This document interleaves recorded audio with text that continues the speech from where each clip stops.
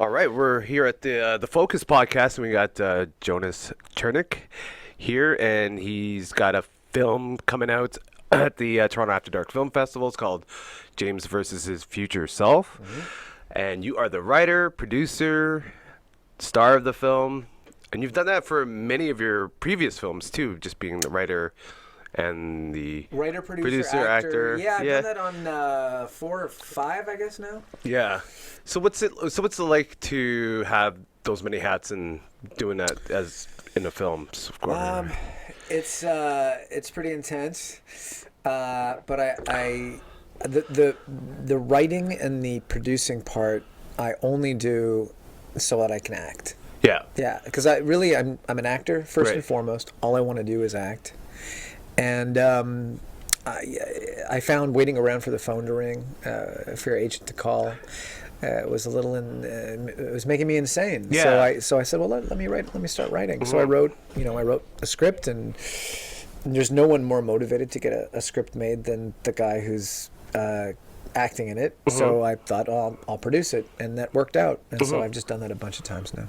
So tell us about the process of this film, James versus Future Self, and did you write the script first? Yeah. So this started off as an idea. I had an idea, just a seed of an idea for many years. The idea was a guy who goes to Europe to find himself, and then literally finds himself a cafe in Amsterdam or something. I didn't have anything more than that, so I kind of just let it sit there, and over the years, it kind of took on its own shape, and I thought of it as a time travel movie. I saw Primer, the movie. This is one of my favorite time travel movies. Is Primer. I saw Primer at TIFF the year that it came out, and I said, I'll never make a time travel movie as smart as this, Right. but I want to make a time travel movie because I'm interested in the topic. So I thought my way of making a time travel movie would be a comedy. So instead of trying to get deep into the sci-fi and try to break new ground as far as time travel science goes, I'll tell a comedic story with the framework of time travel. And that's when I came up with the idea of basically I thought of it as roommates, like an odd couple, a guy living with himself, and they don't get along. And I pitched this idea to Jeremy Lomond, who ended up directing the movie and co-wrote it with me, and he riffed on it. He loved the idea, and it just sort of took flight from there, and we kind of fleshed it out over the course of about two and a half years, and ended up with what you see. Nice. Yeah. And then how did you get Daniel Stern in the movie? That's kind of quite interesting. Is he Canadian or He is not. He's not. He is quite American. Yeah. He even has this kind of like Maryland. He's got a bit of an accent, and he's a bit gruff. He's very American. It was interesting when we made a list. We sat down and said, okay, who can play older me? We knew we needed somebody who could be somewhat of a physical match. It didn't have to be perfect. We didn't care about that. It's a comedy. We wanted somebody who captured a sense of nostalgia. Like for us, this movie it's a throwback to the movies of the 80s and 90s that we love so much. Back to the Future. We feel like it's the kind of movie that reminds us of an earlier time. It's also about the past and looking back. And so we wanted somebody who had a nostalgic energy, somebody that we all knew and maybe remembered but hadn't seen in a while, which is kind of what the movie's about. Yeah. And we also just wanted someone who captured the essence that I kind of give off as an actor, which is kind of lovable loser, kind of intellectual, little nerdy, physical comedy. There was really, Daniel Stern was at the top of the list. And we grew up on his movies. We love, Home Alone and City Slickers and Diner. And if you look at the old Daniel Stern movies like Diner or Blue Thunder, he's more like me back then. He's become kind of more of a gruff kind of withered figure. But back then he was just like a clean cut kind of lovable nerd. And so he was perfect. And we just we really just sent him the script and said, hey, do you want to come and make a movie in Canada?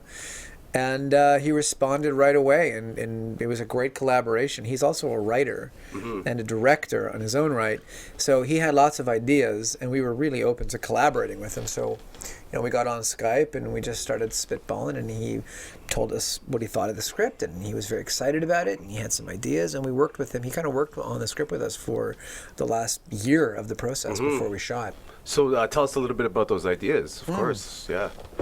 Yeah, sure. I think because Jeremy and I were so into time travel, the draft that we had developed, the story that we had written, originally had a lot more time travel science in it. There was a protracted opening sequence, about 15-minute opening sequence that's not in the movie, that we didn't shoot, but that we had conceived of, that basically shows younger me evolving over years into older Jimmy through time travel, through bouncing around in time. There was time machines, there was him waiting and hiding for the years to catch up. I mean, there was just a lot of science-heavy time travel jargon and action that kicked the movie off. And Daniel Stern, I'll call him Danny. Yeah, sure. Big D is my nickname for him, Big D. Big D just said, like, guys, you don't need all of this. We don't need all of this. We really just, this is a character story. He really got us to look at all the bells and whistles we had put on it, and he challenged us to try to peel away anything that we didn't need and just really tell a character-driven story about a man coming up against himself and trying to figure out his path based on what he now knows is going to happen. And it was really beneficial. I mean, it was a big change for us, but it probably saved us $1 million in production costs. So nice. A very expensive sequence came out. Nice. Funny, sort of like a sidebar story to Daniel Stern. I remember working as an usher for Cineplex back in the day. Yeah. And the general manager, closed up the whole Cineplex theater. It was at South Common Malls in Mississauga.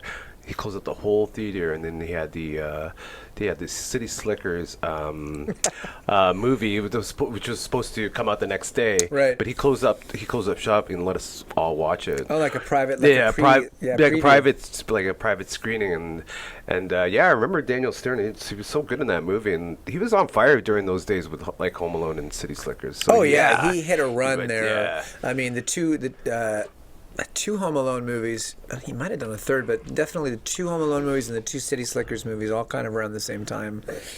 Those are huge, huge hits, like, box office blockbusters. And he really, he was the voice on the Wonder Years. I don't know if that was a show yeah. I mean, that's my era. The narrator, the voice of Fred Savage's older self on the Wonder Years. It's like, dun, dun, dun. It's like, and that was, and from that day on, my father and I never looked at each other the same again. And I knew that when I grew up, it was like the very wise. Yeah.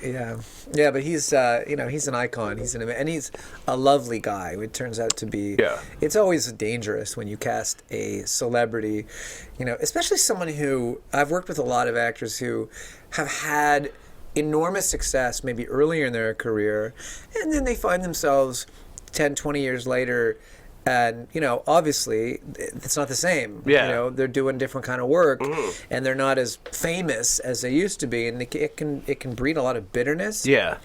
Not in Danny's case. No, and I think he stepped away from that. I think he thought, wait a minute, am I going to be the goofball who slips on banana peels? No, like he's a Broadway actor and playwright and writer, and so he wanted to get away from, I think, that goofball physical comedy stuff that made him so famous, and so he took a bit of time off and said no to a lot of stuff, and so now he's just choosing stuff that he wants to do that's that he thinks is challenging or smart. So do you think that's good advice for those who don't want to wait by the phone, waiting for that audition or waiting for that phone call, just to start writing stuff? And 100%. I mean, yes. I don't think everybody is a writer. I've been a writer forever. I never thought of myself as a professional writer, but creative writing. I really liked creative writing. I studied screenwriting. I mean, it was important to me. It was interesting to me. So it was a natural fit. But young actors are often, the first thing they say to me is like, how do I get work? Like, how do I make a career out of this? there's a lot of waiting around. I'm at the mercy of everybody else's decision making. And I say you have to create your own projects. And that might not mean if you feel that you don't have it in you to write a script, it just means you can still generate projects.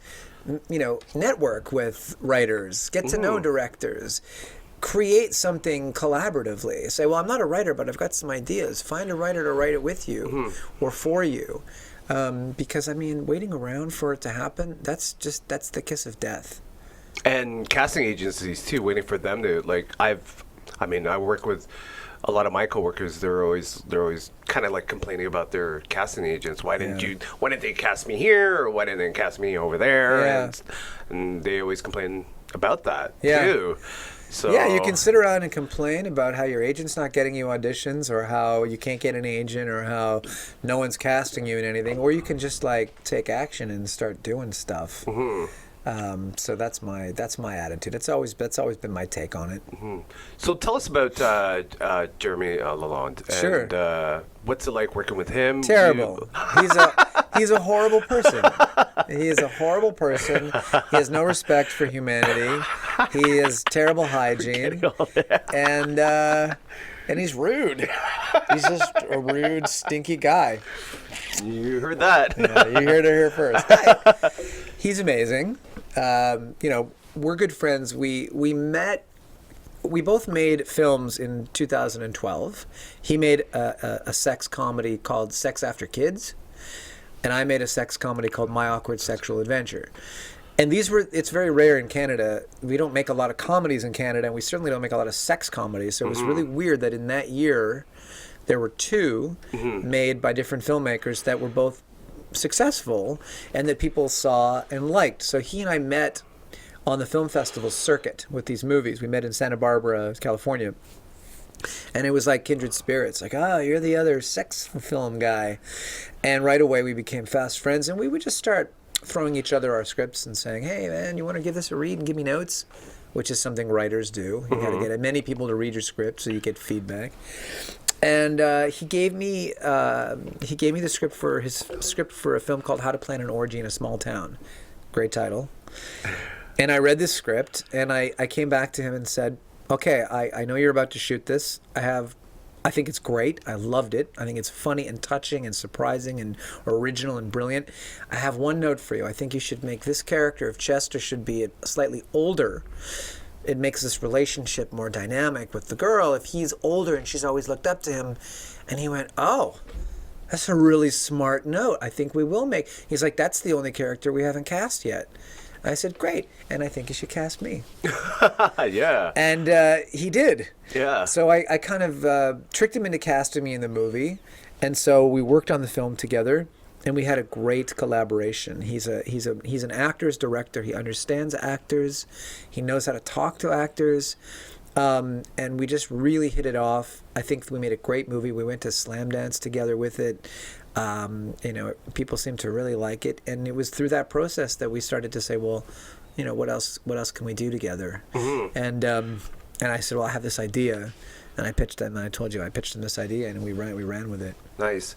What are your thoughts on all these festivals, film festivals? Are we still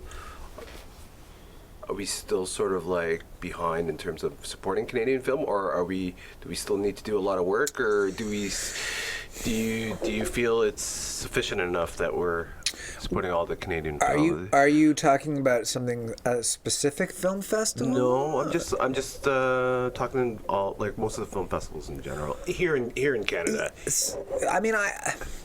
Look, I wouldn't have a career if it weren't for these film festivals in Canada. Right. I have been very lucky, I guess. I'm probably not the guy who's the right guy to criticize these festivals, because festivals like TIFF and Cinefest Sudbury and Calgary International and Edmonton International and Vancouver International and Whistler, they've made my career. These are Atlantic Film Festival, which is now called FIN. They've all screened my films.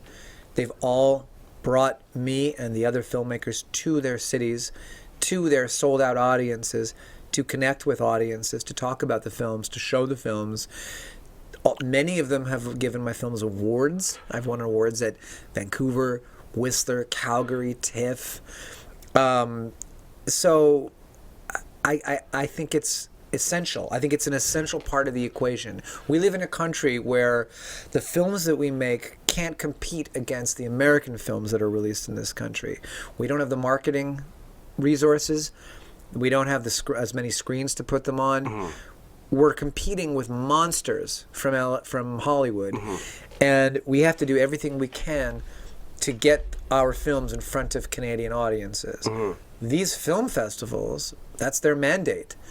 And without them, I don't know where we'd be. For me, I don't know how many people would have seen my movies. Right. So I'm a big supporter of these festivals, huge supporter of these festivals, and I would do anything for them. Right. That's really true. Yeah. But you sound like you were getting at something, though. We can speak openly. Do you have a bias or a concern? Just because I remember talking to Avi Federgreen, and he was saying that this time last year, he was saying that they won't screen Canadian films at the Carlton, just for that reason, because they won't make money, and it's kind of like But that's a different problem. Yeah. I don't disagree with Avi on that. It is difficult. And especially, I mean, Avi's a distributor. His job is to get, among other things, he does many, many jobs, to get Canadian movies onto the screens. It's really hard. Yeah. He's competing against these mega movies, and I feel for him. It's a difficult challenge for distributors in Canada to get these movies into the theaters. The festivals, they're mandated to program these movies. So sometimes these films will only get seen at festivals and then they don't really have a theatrical release at all sometimes. Yeah. Without the festivals, we could literally have no audience. But luckily, I think the model is changing where our movies playing in theaters and having theatrical releases used to be it. That was the big goal. And without a theatrical release, your movie was doomed. That's not the case anymore. You can make the movie, it can go right on to Crave and be seen by millions of Canadians, or Super Channel, Netflix, VOD, iTunes, Amazon, Hulu. I mean, there are so many other platforms now that our films can be seen on. Highball TV, which is a great Canadian-run streaming service that shows really amazing Canadian movies that have played festivals. And you can go on Highball TV and watch it. There are so many places now where you can show your movies that I think that old a thrust that we had to get it onto the big screen is no longer such a pressure. That's very interesting. How do you see that going with all these platforms in the future? I mean, I think it's great. I think the more opportunities we have, the more places for us to show our movies, the better chance we have at finding an audience. I mean, I'm old-fashioned. I still want to see movies in the movie theater. I still go to the movies all the time, once a week if I can. And I try to see Canadian movies in the theaters whenever possible. But it's nice to know that there's other places for these movies to be seen. So how does it feel to be selected at Toronto After Dark? Crazy, weird, and amazing. We never really thought. Look, obviously it's a time travel movie. There's time travel in it. It has a sci-fi hook, but really we never thought of this as a genre film. I mean, between you and I, it's kind of a romantic comedy or a buddy comedy, sort of hiding inside a time travel movie. There's enough time travel and sci-fi in it to satisfy the geeks, but really this is like a heartwarming, really funny, kind of raunchy comedy. So that was never on our radar. I never thought of Toronto After Dark. It kind of all happened very quickly and surprisingly, and the amazing festival programmers who run Toronto After Dark really embraced the film. They really enthusiastically came after it and wanted to program it. We were delighted. We just wanted to have a good home and find a good audience. And as you know, this festival has great audiences. I mean, it's going to screen in the biggest cinema in Toronto at the Scotiabank Theatre. We're on a Friday night at 9:30, so it's a great time. And we're going to get to show it to, 500, 600 people in that theater. next weekend, so I'm psyched, man. You also had this film open up for the Edmonton. Yeah. What's that like? Or, Amazing. Yeah. What is their mandate? I'm not too familiar with the Edmonton International. They're a great film festival run by a devoted group of really hardworking people who have a real passion for film and for showing good films to their audiences. They have screened most of Jeremy's films in the past, and several of my films in the past. We've both been guests of this festival. Jeremy's films have won awards there. He's won a couple of awards there. And they invited us to be their opening night gala. It's just great. It's a real vote of confidence. It's a real way... it's a way for us to be guaranteed we're going to have sold-out audiences. We had a full house in Edmonton. Nice. It was amazing. A little extra attention to the movie. And it's prestigious. Yes. There's only a handful of festivals in Canada. We're talking about 6 or 7 across this giant country. Festivals that have that kind of reach and are meaningful for a film's release. This is one of them, and we were the opening night gala, and it went off really well, and it was a fun experience. Tell us about your you receiving Canadian Screen Award, obviously. Yeah. Tell us about that experience. Someone's been looking on IMDb. I mean, a lot of actors, most actors will tell you that awards, are meaningless and have no effect on them. I'm not one of those actors. Okay. Why do they say that, though? I think it's humility, sometimes false humility. Also, I think when you look inside how a nomination or an award comes to you, it's not a perfect system. There's a lot of flaws in that system. Yeah. I've been on the juries for the Canadian Screen Awards. I think they do it in the best possible way they can, and I think it's important for the industry. We don't get a lot of feedback in this industry. Often these shows or movies struggle to find even the smallest of audiences. We don't have the marketing money.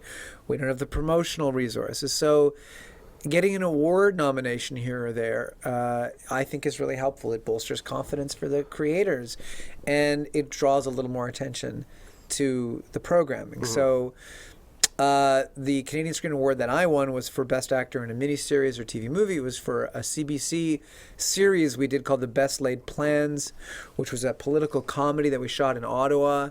And I'm really proud of it. It was a 6-part series. It was really funny and smart. It was incredibly well directed by Peter Moss and Jim Elodie. And for whatever reason, it wasn't one of the shows that CBC put a lot of their muscle behind for promotion that year. I understand the CBC tries to make as much as they can, which is amazing. They can't always promote everything as much as they want to. And I get that that's a reality. It's a financial reality of the industry. And I don't blame them for that. And this time we weren't one of the shows that got the push that we wanted. But we won a couple of Canadian Screen Awards, including the Best Actor and Best Director, and I think that helped the show, and it helped the response to the show, and it gives the show a little more credibility and prestige, and I think ideally it drew a few more eyeballs to the show. So it was a lot of fun. I loved winning that award. I'm not gonna lie, it was great, man. So tell us, you write comedy. Have you ever done stand-up? I'm not ignoring you. Okay. Oh, good. Okay, I can stay for the hour. Good. Stand-up, I never did. So what are your influences when it comes to comedy? Right. Yeah. This is a really good question. I was a stand-up fan. One of my first memories as a kid was the time I laughed the hardest was watching Eddie Murphy Delirious in 1982 or 3. I was way too young to be watching that shit. I was like 10, and I didn't know a lot of the words, but something about it was it killed me. It was brilliant. I'm not going to say that Eddie Murphy's an influence because he's not, but he was. But knowing that somebody could be that funny and could make you laugh like that, that was an influence. And I think as a kid watching funny movies was probably my favorite. I liked scary movies. I liked action, adventure, whatever. Steven Spielberg was a big, but watching those comedies of the '80s, those classic '80s comedies, was huge for me, and I thought I thought I could do that. I could try that. I didn't realize how hard it is and how much work is required and how specific it is. And what I learned on the first comedy script that I wrote, which ended up being the film, it's called My Awkward Sexual Adventure, came out in 2012, available on iTunes. I realized that you have to work it really hard. I mean, I wrote that script for 9 years, just rewriting and rewriting and rewriting and trying new things and testing it out and getting people to read it and getting actors to sit around and read it. And something that I thought was really funny just doesn't work. And so I have to revisit it. And, comedy writing and laziness do not go together. And I think people that think they're just going to sit down and write a comedy script and it's going to be hilarious on the first pass, they're sorely mistaken. It takes an enormous amount of work and refinery. And the reason why I wish I'd started, I would love to try stand-up, but I won't start it now in my 40s because I know how much work, I know enough about that art form to know how much work is required, how much trial and error, how many times you have to bomb, how many times a joke needs to be tested or reshaped or retooled before it works perfectly. And I should have started 30 years ago, but I didn't. So now I just, I try to work that out of my screenwriting. So who do you find funny in when you're watching film, or actors or actresses? Who do you find funny, or maybe even stand-up comedians? Yeah. Who do you find funny? It's probably controversial to say Louis C.K. at this point. But I'm going to say it anyway. Yeah. I mean, his show on FX was, I think, for me, that was because it was hilarious, but it was also incredibly original and thought-provoking. Aziz, his show Master of None, I think is brilliant. I find him very, very funny. It's funny. Seinfeld was kind of my era. Yeah. But I didn't really I think Seinfeld's funny, but I didn't get into Seinfeld the way that all my peers did. Yeah, me too. Oh, really? Yeah. I was more like, I was like, they were watching Seinfeld, and I was like, dude, The Simpsons is killing it right now. Yeah. I mean, in the early '90s, there was nothing funnier in film or television than the first 5 or 6 seasons of The Simpsons. Yeah. That's my sensibility. Right now, I think Big Mouth is the funniest. I heard about this. It's the funniest show anywhere. It's on Netflix. It's an animated show. Nick Kroll, and it is so funny. Pen 15 is another hilarious show. Check it out. It's on Hulu in the States. It's a brilliant show written by these two women who are playing. They're adults. They're in their 30s. The show is about puberty and being in middle school, junior high. They play themselves as 12-year-olds, 13-year-olds. So it's them with their breasts tied back and braces on, interacting with actual 7th graders. Yeah. And it's just genius. It's so funny. So let's talk about cancel culture. This whole new thing about cancel culture and cancer culture? No, cancel culture. Okay, I'm not familiar with this term. Cancel culture. If somebody says something, like, for example, a stand-up comedian says something sort of like Roseanne offensive. says something and then they cancel the show. That's cancel culture. Okay. What are your thoughts on that? Especially because it hurts comedians, right? So those are the only. Yeah, I mean, it's really hurt comedians. I mean, if we're talking about Roseanne and Louis. Yeah. And Aziz got in trouble. Yeah. What do I think about it? Or what are your thoughts? I didn't realize this is such a political show. I didn't know we were going to get into this. No, okay. No, we can do it. We can do it. I didn't know. No, you should be free to go wherever you want with this show. I'll follow you there. I have mixed feelings about it. I have mixed feelings about it. I on the one hand, obviously, I'm very supportive of what's happening right now as far as the sort of consciousness. I think it's long overdue. I think that all men looking at their behavior in a new way, including myself, and going, like for me, I used to think that it was kind of fun to make slightly inappropriate, just on the edge jokes with the right group of people to get a laugh. Right.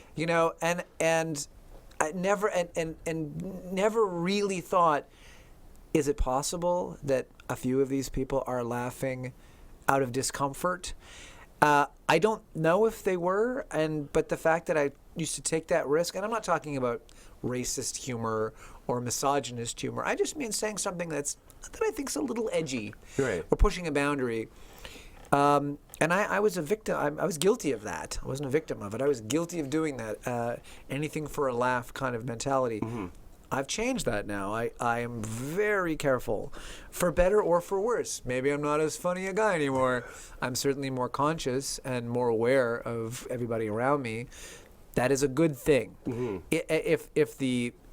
If the sacrifice there is that maybe I'm not getting as much laughs or I'm not as edgy or funny, fine. That is a small price to pay for ensuring that the people around me aren't made to feel uncomfortable by something that I think of saying. So on the one hand, I support it, and it's had a positive effect on me, mm-hmm. and in my workplace environment too. Mm-hmm.